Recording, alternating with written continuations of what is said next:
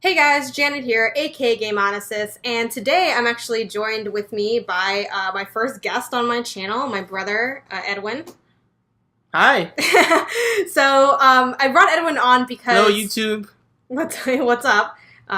E. Garcia Jazz. So, I brought Edwin on because he mentioned to me a few months ago that he bought me something on Kickstarter that's video game related, but he didn't tell me what it was, and he was kind of just letting it be a surprise. It has finally arrived, and I thought it'd be fun to, without knowing what this is, unbox it for you guys on my channel, and then have Edwin here to help talk me through, or walk me through, or walk us through what is this? So that's why he's here.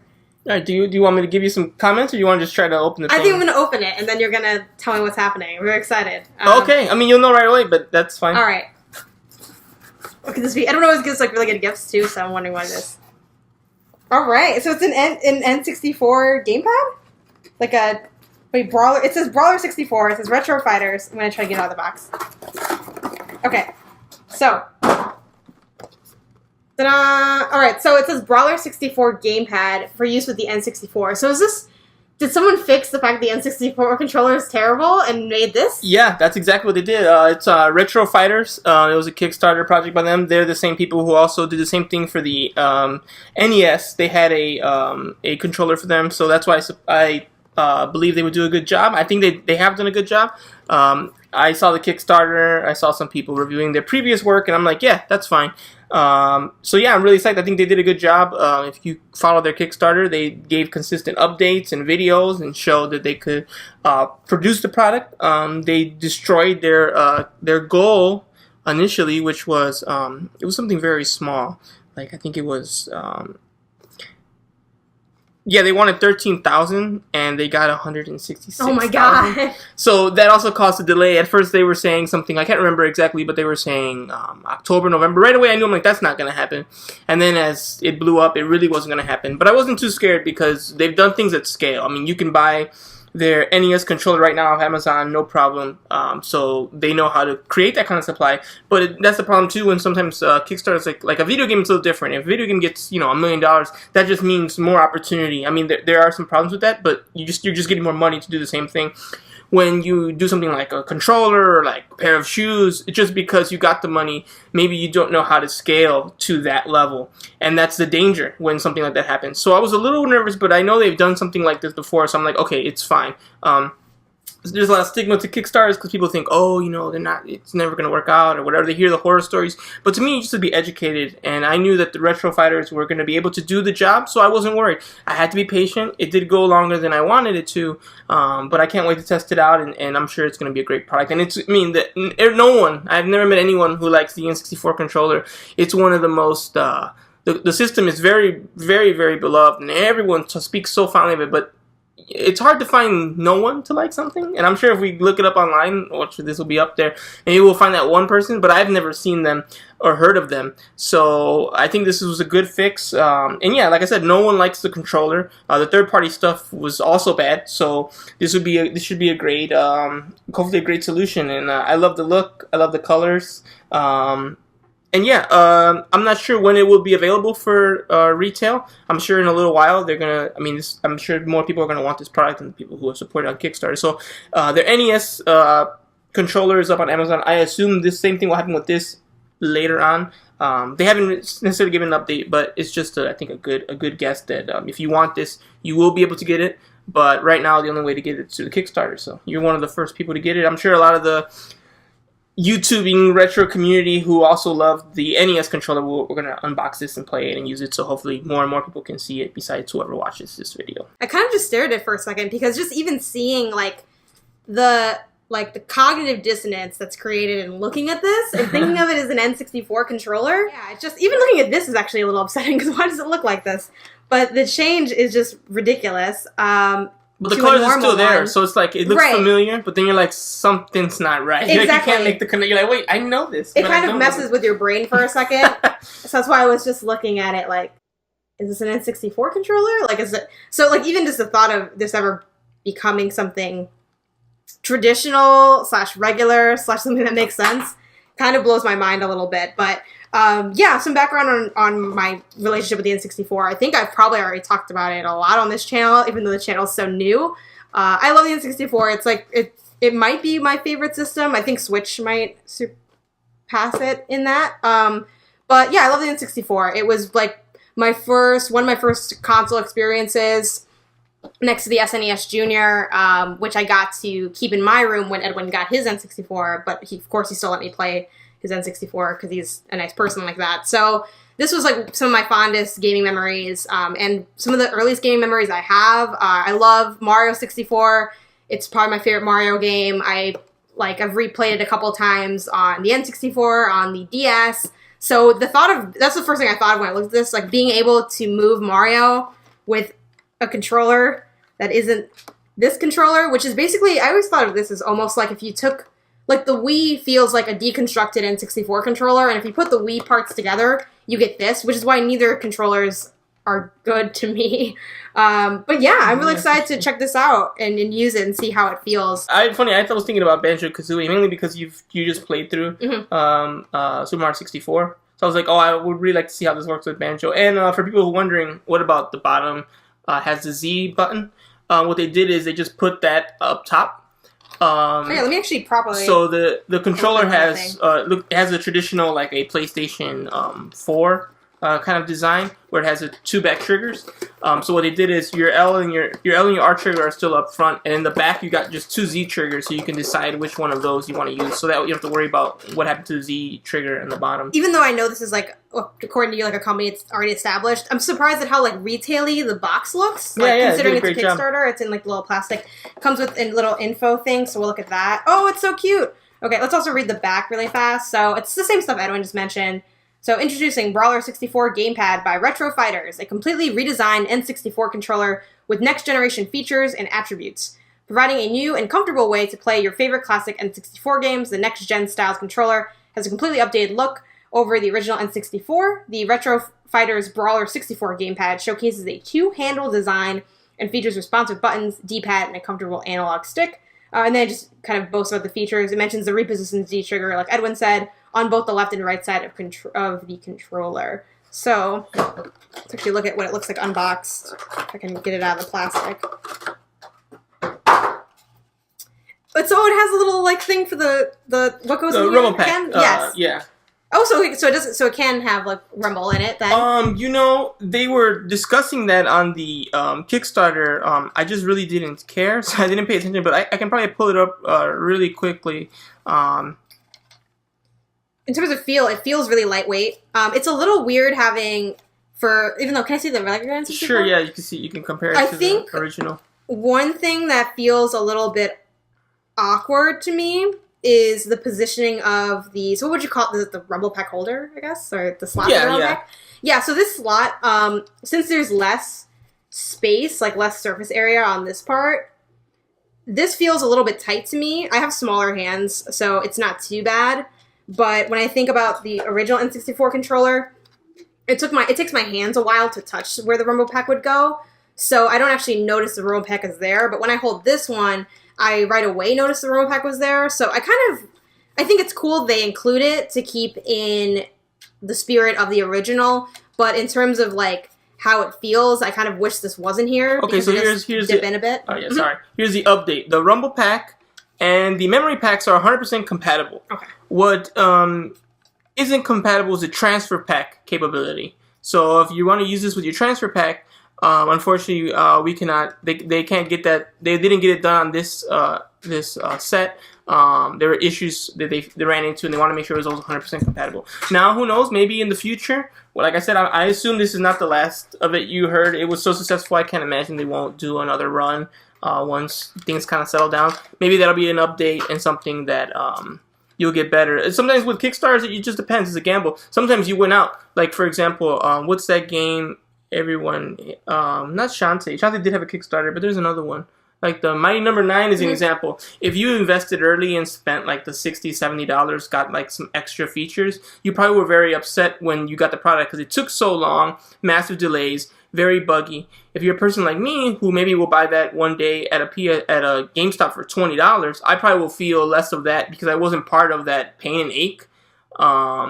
So I'm like, oh yeah, it's an okay game, $20. What's the big deal? A person who spent 60, 70 and was getting updated about it for a couple years will have a different feeling. And that's the thing you have to remember. You're not just a supporter, you're an investor. And when you see how the meat gets made, sometimes it's not as fun as, just buying a product. So, time will tell whether, I got a great deal and I got this cheaper and I got it faster and earlier than everyone else. Or maybe people who are watching this video who are like, oh, when it's available on their website, I'll get it with that capability. And I don't have to wait as long as maybe I did, which was, 4 or 5 months from the start of the launch until shipping of it. As far as the cord length, it is a little bit shorter than the original. Just by a little bit, yeah. I'm going to make sure I didn't botch that at all. But the original is, pretty long. Yeah, it's a little bit shorter. It's maybe a few inches shorter. 6 inches, maybe. Maybe more. It looks more like 7 or 8.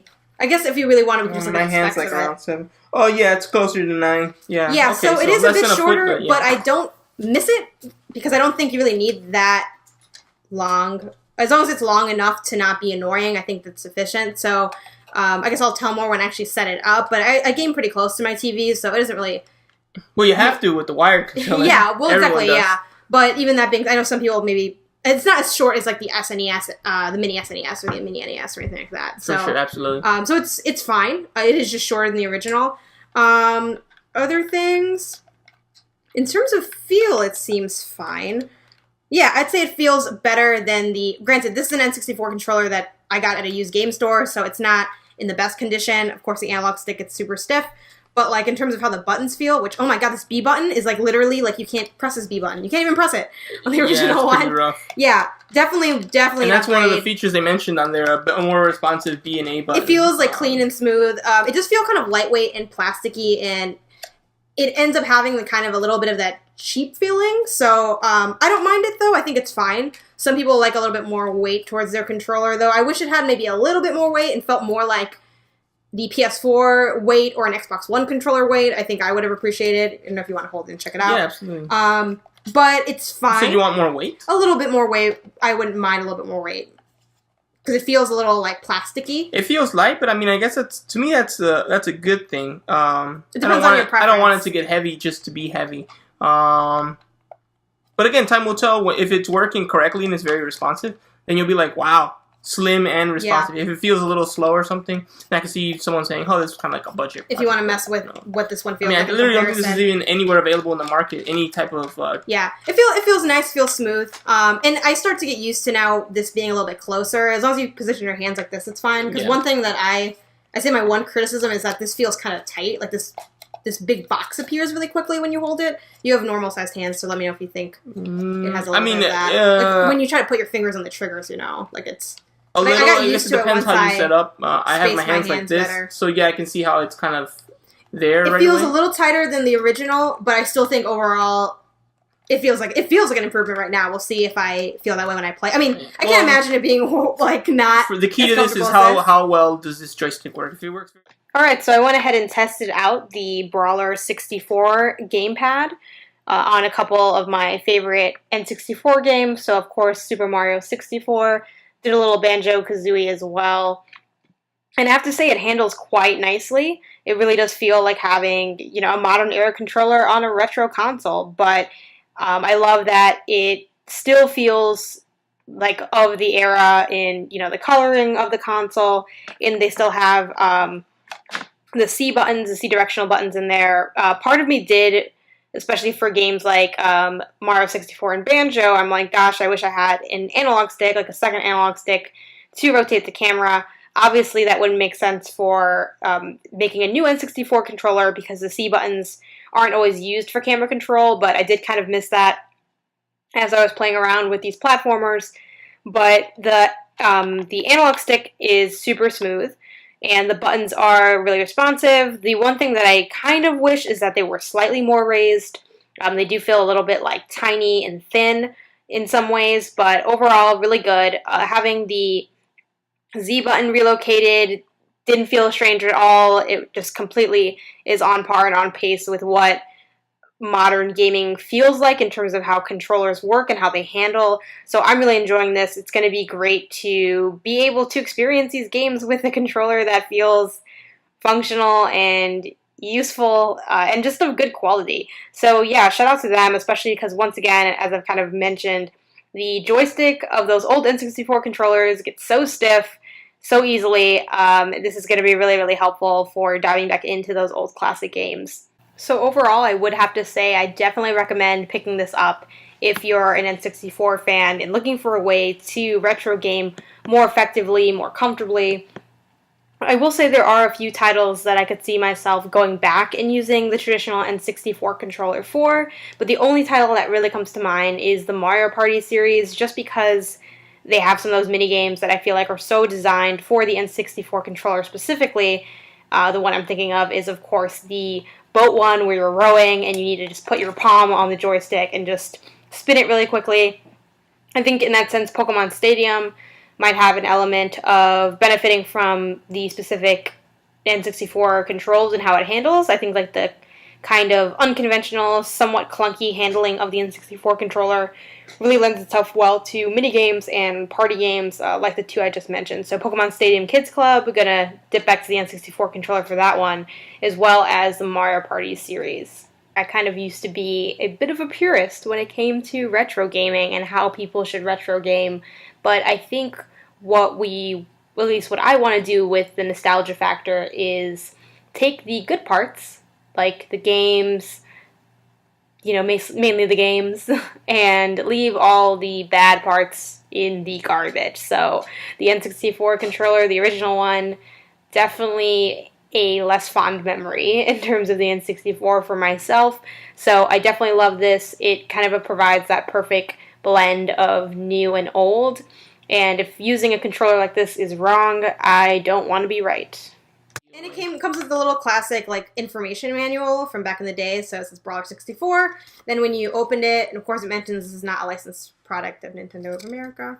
It has the About Us. It's cute. It's very 8 or maybe 16-bit and gives a little information on there. So we have, if we open it up all the way, they're the retro fighters, so they do a lot of, they're all into making retro hardware or accessories more. So it just mentions that they do accessories, unique and cutting edge stuff for the community. They have a little thank you, which just says thank you for purchasing the product.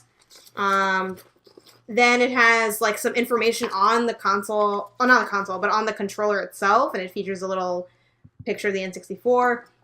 And it just mentions that it's compatible with the N64 and that's ergonomic. It gives you the setup, which is, it's pretty, self-explanatory. You plug it in. Plug and play, man. Plug it in, play it. And then it mentions activating the turbo mode, and you just press turbo and then clear to remove it. Customer service stuff, the email, social media, special thanks, which I'm curious as to if these are, Kickstarter-related people that, went on a higher tier or if it's different. But I am looking to upgrade my N64 soon, which Edwin's also helping me with, so maybe we'll have him come back for that, because I think he does kind of understand what's going on with it a little bit more, just having watched all of those Adam Corlick videos. But yeah.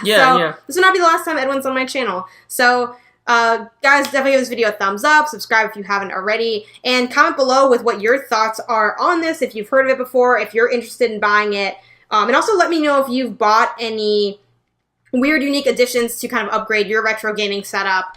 I feel like back in the day I was a lot more of a purist when it came to retro gaming, and now I'm a little bit more in between. I like having some of the original hardware, but I don't mind souping it up or having some better accessories, just a way that I can optimally play the games that I want from my childhood on the original console that maybe has a few enhancements to it. So let me know what you guys have on that in terms of what your take is. And if you've ever supported a Kickstarter, what your experience has been. This has been really positive. I feel good about it so far. We'll see how the actual product works.